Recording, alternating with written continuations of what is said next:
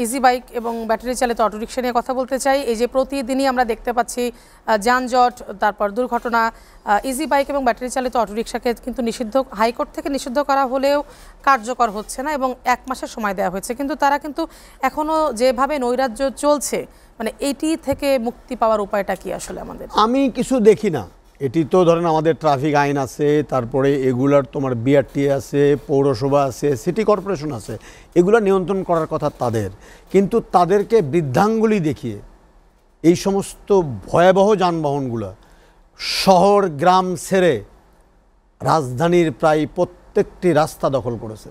আমি অবাক হয়ে যাই যে ঢাকা শহরের উপর আসা যায় না। 2 ঘন্টায় আসলাম আমি ডিএমপির সামনে থেকে। মানে আপনি রাজশাহী থেকে ঢাকা আসলে লাগবে আধা ঘন্টা, কিন্তু এয়ারপোর্ট থেকে এখানে আসতে 2 ঘন্টা এবং লাগবে। এটা শুধু এই করছে না, তাদের চালকগুলো কিন্তু একেবারেই অপরিপক্ক, অদক্ষ। কোথায় ব্রেক করতে হয়, কিভাবে করতে হয়, ঢাকার ট্রাফিক সিগন্যালটা কি, অহরহ যে দুর্ঘটনা, এই দুর্ঘটনাগুলো ঘটছে। তবে আমি এতটুকু বলবো যে তারা গ্রাম অঞ্চলে চলুক, সমস্যা নাই, যেখানে কোনো জ্যাম নাই, যেখানে কোনো রাশ নাই, যেখানে কোনো ওই ধরনের কোনো কিছু নাই।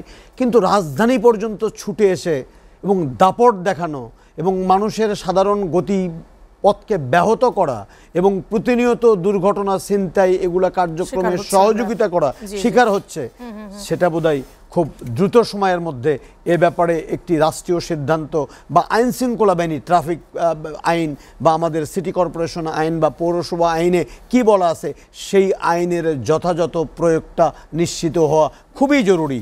না হলে এই যে অনাহুত যে দুর্ঘটনার কবলে আমরা পড়ছি, সেখান থেকে বোধহয় আমরা রক্ষা পাবো না।